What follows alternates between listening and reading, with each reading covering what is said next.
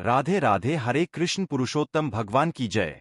प्रिय श्रोतम, आज आप सुनेंगे पुरुषोत्तम यानी अधिक मास महात्म्य का अध्याय और कथाएं हैं। भगवान कलयुग में जितने प्राणी हैं सभी विषयों में आ सकते हैं, जिनका मन स्त्री पुत्र घर में लगा है, ऐसे प्राणियों का हित करने वाला जो हो और मेरा भी थोड़ा सा कल्याण हो, ऐसा विषय विचार कर केवल आप ही कहने के योग्य है, वही आपके मुख से सुनने की इच्छा से मैं ब्रह्मलोक से यहाँ आया हूँ। आप ही उपकार प्रिय श्री विष्णु है, ऐसा वेदों में वर्णित है। इसलिए लोकोपकार के लिए कथा का सार इस समय आप सुनाइए, जिसके सुनने मात्र से निर्भय मोक्ष पद को प्राप्त करते हैं। इस प्रकार देवर्षि नारद के वचन सुनकर भगवान ऋषि आनंद से खिलखिला उठे और फिर भुवन को पवित्र करने वाली पुण्यमय कथा आरंभ कर दी।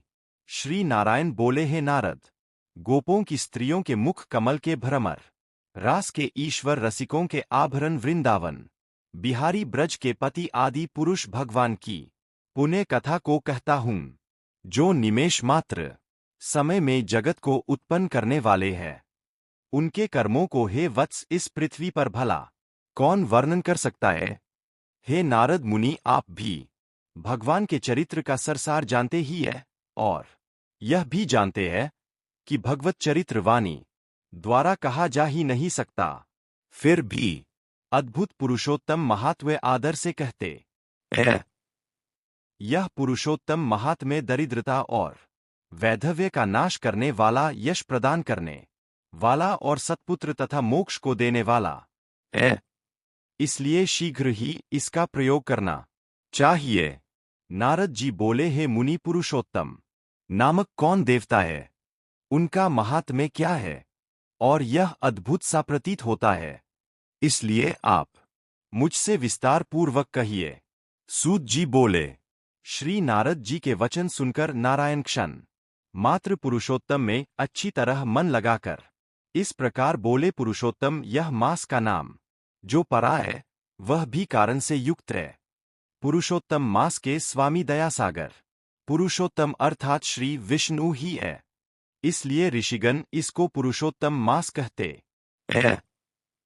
पुरुषोत्तम मास के व्रत करने से भगवान पुरुषोत्तम प्रसन्न हो जाते हैं। नारद जी बोले, चैत्रादि मास जो है वह अपने अपने स्वामी देवताओं से युक्त है, ऐसा मैंने सुना है, किंतु हे भगवन, उनके बीच में पुरुषोत्तम मास का नाम तो मैंने कभी नहीं सुना। पुरुषोत्तम मास कौन है और पुरुषोत्तम मास के स्वामी कृपा के निधि पुरुषोत्तम कैसे हुए। हे कृपानिधि, यह आप मुझसे कहिए। इस मास का स्वरूप विधान के सहित हे प्रभु मुझसे वर्णन करिए। हे सतपति, इस मास में क्या करना, कैसे स्नान करना, क्या दान करना, इस मास का जप, पूजा, उपवास आदि क्या साधन है, सब कुछ कहिए। इस मास के विधान से कौन से देवता प्रसन्न होते हैं और क्या फल प्रदान करते हैं, इसके अलावा और जो कुछ भी तथ्य हो हे तपोधन वह विस्तार पूर्वक बताइए।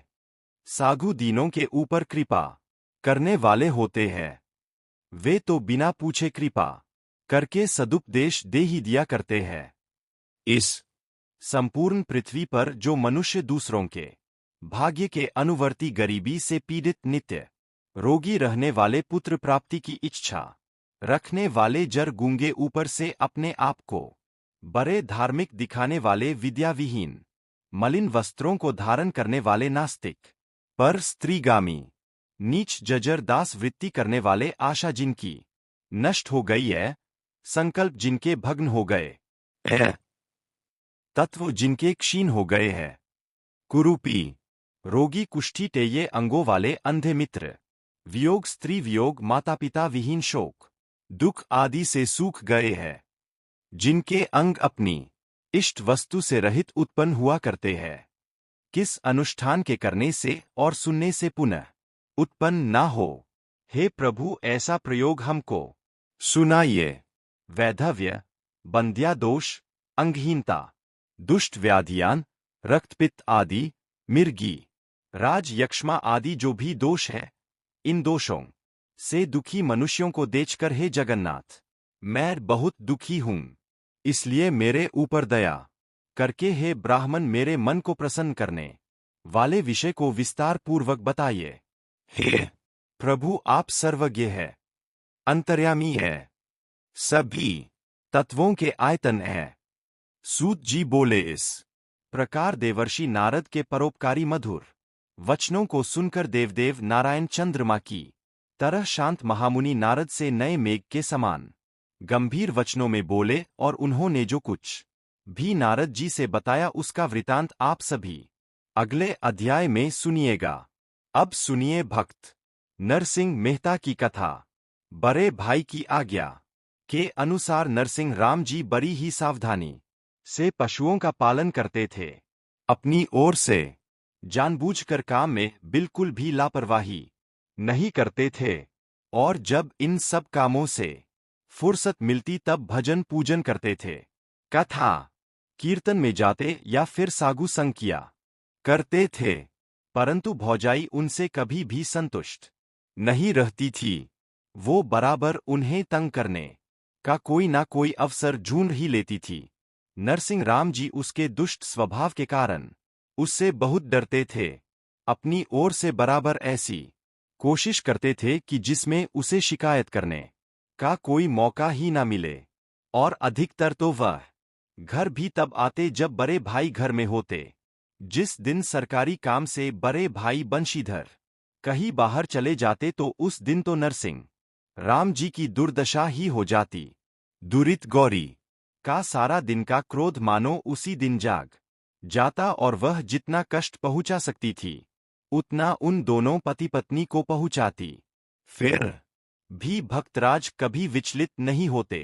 श्रीमद् भगवत गीता में जो भगवान ने कहा है कि जिसका मन दुख प्राप्त होने पर भी उद्वेग रहित रहता है, सुखों की प्राप्ति की स्पृह जिसकी दूर हो गई है और जिसके राग भय और क्रोध नष्ट हो गए हैं, ऐसा मुनि स्थिर बुद्धि कहा जाता है। ठीक इसी स्थिति के अनुसार सब कुछ शांतिपूर्वक सहन करते हुए वे आनंद पूर्वक बिना कोई शिकायत बिना कोई दुख किए अपना काम करते रहते। एक दिन बंशीधर राज कार्य के लिए कहीं बाहर गए हुए थे। नरसिंह राम प्रातःकाल घर का काम समाप्त करके घास काटने के लिए गए और प्राय संध्या के समय घास का बड़ा भारी गट्ठर लेकर लौटे। घोड़ों के सामने घास डालने के बाद उन्होंने स्नान किया। दिन भर जंगल में घूम घूम कर घास काटते रहने से उन्हें बहुत जोर से भूख भी लग रही थी, इसलिए आने के बाद उन्होंने अपनी भौजाई से भोजन मांगा। भोजन मांगने पर वह दुरित गौरी एकदम क्रोध के मारे करक कर बोली, देखो तो बड़ा भगत आया है। अरे सुबह रोज घास काटने का बहाना करके घर से निकल जाता है, सुबह के गए शाम को घर लौटते हो। अरे इतनी बड़ी गृहस्थी कैसे चलती है, इसकी चिंता है। तुम्हें चार पैसे कमाने की फिक्र नहीं, सिर्फ करताल बजाना और नाचना आता है। खाने को चार चार प्राणी है, शर्म नहीं आती। अब यह सब घर में नहीं चलेगा, दूर हो जाओ यहाँ से। मानिक बाई दूर खड़ी सारी घटना को देख सुन रही थी। पति की अकर्मण्यता पर उन्हें क्षोभ भी था, पर पता नहीं कैसे पत्थर दिल के आदमी है। अपमान की कोई पीड़ा तक इन्हें नहीं सताती। कमाऊं सुत होते तो आज यह सब कुछ देखना सुनना नहीं पड़ता। भोजन देने के बदले भौजाई जिस रंग से पेश आई उससे नरसिंह जी ने अपमानित अनुभव किया और आज बिना कोई प्रतिवाद किए वे घर से निकलकर जंगल में चले गए। कांटों से भरे मार्ग से क्रोधित होकर चलने के कारण उनका शरीर लहूलुहान हो गया। कई जगह से पैरों से रक्त बहने लगा। इस ओर उन्होंने बिल्कुल भी ध्यान नहीं दिया। चलते चलते सहसा ठोकर लगने के कारण नरसिंह जी के पैर रुक गए। सामने नजर जाते ही उन्हें घोर आश्चर्य हुआ, क्योंकि उनकी आंखों के ठीक सामने एक मंदिर था। आखिरकार इस घनघोर जंगल में यह मंदिर कहाँ से आ गया? घास काटने के लिए नरसिंह जी अक्सर इधर आते थे, पर आज के पहले तो इस मंदिर को उन्होंने कभी देखा ही नहीं था। क्या मैं इधर कभी आया नहीं था? भूख, प्यास और कठिन परिश्रम जो चलने के कारण हुआ था, उस कारण से उन्होंने कुछ और अधिक नहीं सोचा और वे मूर्छित होकर वहीं गिर पड़े। उन्हें कोई सुधि नहीं रही। वह तो अखिल भुवनपति के ध्यान में पड़े हुए थे और उन्हीं की पुकार कर रहे थे। धीरे धीरे रात बीती। सूर्य भगवान के आगमन से पृथ्वी का अंधकार ना मालूम कहाँ विलीन हो गया। फिर भी ब्राह्मण नरसिंह मेहता उसी स्थिति में जमीन पर सिर टेके रुदन और विनती कर रहे थे। फिर दिन बीता और रात आ गई। नरसिंह मेहता जी इसी तरह सुध-बुध खोए हुए पड़े रहे। फिर दिन बीता और रात आई। इस तरह दिन के बाद रात और रात के बाद दिन आता और चला जाता, परंतु वह उसी स्थिति में पड़े रहे। वह अपनी श्रद्धा और संकल्प से लेश मात्र भी विचलित नहीं हुए। इस प्रकार प्रायः 7 दिन की उग्र तपस्या से कैलाशपति का आसन डोल गया और ठीक 7वें दिन आधी रात के बाद भगवान भोलेनाथ भक्त के सामने साक्षात प्रकट हो गए। उन्हें देखते ही भक्तराज उनके परम पावन चरण कमलों पर यह कहते हुए लौट गए कि मेरे भोलेनाथ आओ, मेरे शंभु आओ। तब भगवान शंकर ने कहा, बेटा मैं तुम्हारी 7 दिन की घोर तपस्या से अत्यंत प्रसन्न हूं। तुम मुझसे इच्छित वर मांग लो। भक्तराज ने नम्रता पूर्वक प्रार्थना की, भगवन मुझे किसी भी वरदान की कोई इच्छा नहीं है, फिर भी आपकी आज्ञा वर मांगने की है। अथ जो वस्तु आपको अत्यंत प्रिय हो वही वस्तु आप मुझे वरदान में देने की कृपा करें। तब भगवान शंकर ने कहा कि तुम जिसके भक्त हो वही अब तुम्हें अपनाएंगे। आओ हम उन्हीं लीलामय की गोपी लीला देखने चलें। लेकिन हाँ, हम वहां पर इस वेश में नहीं बल्कि गोपी के रूप में चलेंगे, वरना गोपियां हमें वहां रहने नहीं देंगी और गोपी रूप में हम अपने आप को छिपा भी लेंगे। ऐसा कहकर शंकर भगवान ने अपना और नरसिंह मेहता जी का रूप बदल डाला। इसके बाद उन्होंने कहा कि बिना गोपी बने हम श्री कृष्ण के रास लीला में कदापि भाग नहीं ले सकते। वृंदावन रवाना होते समय नरसिंह जी ने आश्चर्य के साथ देखा कि मंदिर की सीढ़ियों पर तो उनका स्थूल शरीर जस का तस पड़ा हुआ है और वे सूक्ष्म शरीर में गोपी रूप धारण कर हवा में उड़ते जा रहे हैं। अब भगवान शंकर नरसिंह मेहता जी को साथ में लिए हुए द्वारकाधीश जी के राजमहल में पहुंचे। उस समय वहां भगवान की धर्म सभा बैठी हुई थी। राजराजेश्वर देव की नंदन श्री कृष्ण राज सिंहासन पर विराजमान थे। उनकी सभा के सभासद परम भागवत उग्रसेन, बलराम, अक्रूर, उद्धव, विदुर, अर्जुन आदि यथास्थान बैठे हुए थे और भगवान की पटरानियां भी वहां पर विद्यमान थी। भगवान शंकर को देखकर सभी सभासद उठ खड़े हुए। स्वयं भगवान भी तुरंत आसन छोड़कर शीघ्रता से शंकर भगवान का स्वागत करने के लिए दौड़ पड़े। उन्होंने हाथ जोड़कर शंकर जी का स्वागत किया और उन्हें एक दिव्य आसन पर बिठाया। इसके पश्चात विधि पूर्वक पूजा करने के बाद उनके आगमन का कारण पूछा। तब सदाशिव ने उत्तर दिया, भगवन यह जूनागढ़ का एक उच्च ब्राह्मण कुलोत्पन्न वैष्णव भक्त है और इसने 7 दिन तक कठोर तप करके मुझे प्रसन्न किया है और मैंने भी इसको वरदान में अपने प्रिय वस्तु देने का वचन दे दिया है। इसलिए आज मैं इस वैष्णव भक्त को आपके पुनीत चरण कमलों में समर्पण करने के लिए लाया हूं। आप भक्त वत्सल है, सदा भक्तों के अधीन रहते हैं। प्रभु अत आशा है कि आप मेरी यह प्रार्थना अवश्य ही स्वीकार करेंगे। इतना सुनते ही भगवान श्री कृष्ण ने प्रसन्नतापूर्वक भक्तराज नरसिंह राम के सिर पर हाथ रचकर उन्हें स्वीकार कर लिया और फिर भगवान शंकर वहां से विदा हो गए।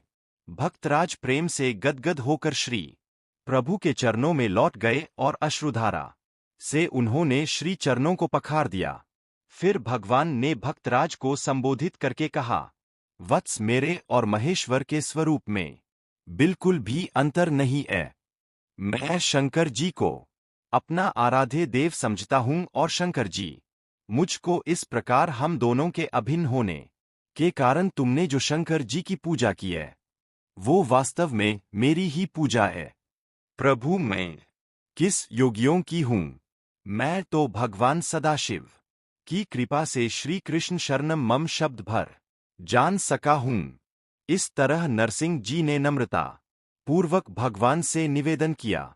तब भगवान ने कहा, वत्स, जो मनुष्य मुझे अपना स्वामी समझता है मैं उसका दास बन जाता हूं और तुम्हारी नैष्टिक भक्ति देखकर आज मैं अत्यंत प्रसन्न हुआ हूं।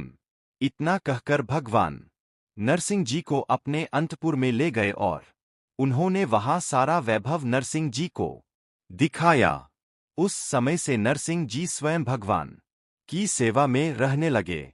उन्हीं दिनों शरद पूर्णिमा का समय आ गया और श्री धाम में रास की तैयारी हुई। तत्काल वृंदावन की तरह सुर में रास मंडल तैयार हो गया और सहस्त्र गोपियान और इतने ही भगवान के दिव्य स्वरूप भी प्रकट हो गए। उसी समय भक्तराज ने भी गोपी वेश में अपना राग छेड़ दिया। वह भगवत गुणगान में एकदम तल्लीन हो गए और उनके इस भाव को देखकर गोपाल अत्यंत प्रसन्न हो गए और उन्होंने पुरस्कार में भक्तराज को अपना पीतांबर ओढ़ा दिया। इसके बाद भगवान ने शंख ध्वनि की और महारास शुरू हो गया। भगवान ने नरसिंह जी के हाथ में दीपक देकर रास मंडल के बीच में खड़ा कर दिया। भक्तराज तो रास देखने में तन्मय हो गए। अचानक दीपक की जलती हुई शिख उनके हाथ के वस्त्र में लग गई। बस उनका सारा हाथ दीपक की तरह जलने लगा। हाथ ही मसाल बन गया। लेकिन भक्तराज, जो कि रास देखने में तन्मय थे, लीन थे, उन्हें तो इस बात की बिल्कुल सुध भी नहीं रही कि उनका हाथ चल रहा है। उनका मन तो श्री प्रभु के साथ एक हो रहा था। शरीर के साथ तो मानो उसका कोई संबंध ही नहीं था। इसलिए वह एक भाव से अंत तक रास दर्शन करते रहे। उनका चित्त एक क्षण के लिए भी विचलित नहीं हुआ। अंत में रास लीला समाप्त होने पर स्वयं भगवान की ही दृष्टि नरसिंह जी के जलते हाथ पर पड़ी तो तुरंत उन्होंने आगे बढ़कर हाथ की आग को बुझा दिया और प्रेम से उनके जलते हुए हाथ पर हाथ फेरकर उसकी सारी पीड़ा दूर कर दी। भक्तराज अभी तक तन्मय ही थे। उनकी इस तन्मयता को देखकर श्री रुक्मणी जी आदि महादेवियों को बड़ा आश्चर्य हुआ। माता रुक्मणी जी ने तो प्रसन्न होकर अपना हार ही उतार कर भक्तराज को पहना दिया। फिर तो भगवान ने भी भक्तराज की भूरी भूरी प्रशंसा की और भक्त नरसिंह को मेरे समान जानो ऐसा कहकर उन्हें अत्यंत सम्मान प्रदान किया। इस प्रकार आनंदोत्सव, भगवत दर्शन और भगवत सेवा में नरसिंह जी को प्रायः 1 मास का समय बीत गया। लेकिन उन्हें यह समय एक निमेष से अधिक पता ही नहीं चला।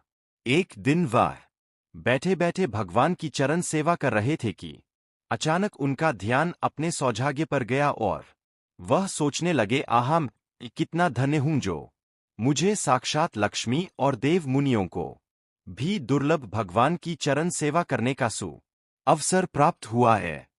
परंतु ऐसा सौभाग्य तो मुझे अपनी भौजाई की ही कृपा से प्राप्त हुआ है। इसलिए मुझे तो उन्हीं का उपकार मारना चाहिए। भक्तराज जी के हृदय में अपनी भजाई के प्रति जो उनका कठोर व्यवहार था उसके प्रति लेश मात्र भी दुख या क्रोध नहीं था। इतना सब कुछ हो चुका था, परंतु फिर भी वे अपनी भजाई का ही यह आशीर्वाद मानते थे।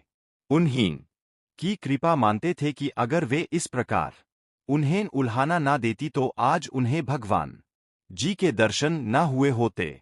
भक्तराज इसी विचार में डूबे हुए थे कि अचानक उन्हें भगवान की मधुर वाणी सुनाई पड़ी।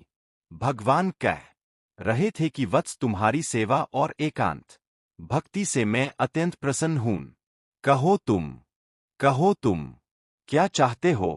नरसिंह राम जी ने निवेदन किया कि भगवान, यदि दास की दृष्टता ना समझी जाए तो इससे पहले मेरा एक प्रश्न है। यदि किसी दरिद्र मनुष्य को चिंतामणि मिल जाए जो कि मनचाहा धन प्रदान करने की सामर्थ्य रखती है और फिर भी वह सामान्य धन की ही इच्छा करें, सामान्य धन का ही लालच करे, तो उसे क्या कहा जाएगा। भगवान ने उत्तर दिया, असंतोषी मूर्ख कहा जाएगा। तब स्वामिन, फिर आप मुझे मूर्ख क्यों बनाना चाहते करते हैं। चिंतामणि के समान अपने चरण कमलों की प्राप्ति कराकर फिर आज मुझसे अन्य किसी और वस्तु मांगने की आशा क्यों रचते हैं। नाथ, मुझे भुलावे में मत डालिए। मैं अब और कुछ भी नहीं चाहता। मैं तो अब सदा आपकी चरण सेवा में ही रहना चाहता हूं। नरसिंह राम जी ने विनम्रता पूर्वक कहा। भगवान बोले, वत्स, तुम्हारी निष्ठा धन्य है, परंतु जगत में प्रत्येक गृहस्थ के ऊपर 3 प्रकार के ऋण होते हैं, जिनमें पहला ऋण है स्त्री पुत्र आदि का, दूसरा पितरों का और तीसरा होता है देवों का। मनुष्य गृहस्थ आश्रम को स्वीकार करके जब तक उन तीनों ऋणों से मुक्त नहीं हो जाता तब तक उसे पुनर्जन्म धारण करना ही पड़ता है। अतः मेरी आज्ञा से मृत्यु लोक में जाकर तुम इन तीनों ऋणों से मुक्त हो जाओ। भगवान ने कहा। अब तो भगवान की ऐसी वाणी सुनकर नरसिंह जी को बड़ा दुख हुआ। भगवान से अलग होना, उनका वियोग होना उनके लिए असहनीय था। इसलिए उन्होंने सजल नेत्रों से कहा, उनकी आंखों में आंसू भर आए। बोले, प्रभु, आपके चरणों की धली प्राप्त होने पर भी क्या कोई ऋण शेष रह सकता है। नाथ, ऐसी आज्ञा देकर अब आप मुझे पुनः संसार में मत फंसाइए। मैं तो संसार से त्रसित होकर आपके चरणों में आया हूं और आपके चरणों से विमुख होकर पुनः संसार के व्यावहारिक कार्यों में नहीं फंसूंगा। भक्तराज की ऐसी हठ देखकर भगवान ने कहा कि भक्तराज, सत्य है, मेरी शरण प्राप्त होने पर जीव तमाम ऋणानुबंध से मुक्त हो जाता है। फिर उसके ऊपर कोई भी ऋण शेष नहीं रहता। तुम भी अपने ऊपर कोई ऋण मत समझो, लेकिन लोक संग्रह के लिए तो ऋणों से मुक्त होना ही चाहिए। तुम जाओ, सब काम मेरी पूजा समझकर करो, साथ ही मेरे विग्रह की भी अर्चना करो। हालांकि तुम्हारे जैसे एकांतिक भक्त के लिए यद्यपि मूर्ति पूजा अनिवार्य नहीं है, फिर भी मैं तुम्हें ध्यान पूजा करने के लिए अपनी एक प्रतिमा देता हूं। इस प्रतिमा की पूजा अर्चना करने और ध्यान करने से तुम्हारी भक्ति और भी प्रबल और भी दृढ़ हो जाएगी। साथ ही लो, यह करताल भी मैं देता हूं।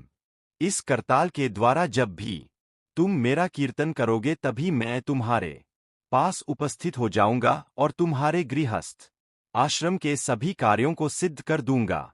मेरा प्रण यह है कि जो अन्य भाव से मुझ में स्थित भक्त मुझ परमेश्वर को निरंतर चिंतन करते हुए निष्काम से भजते हैं, उन नित्य एक ही भाव से मुझ में स्थित पुरुषों का योगक्षेम स्वयं वहन करता हूं।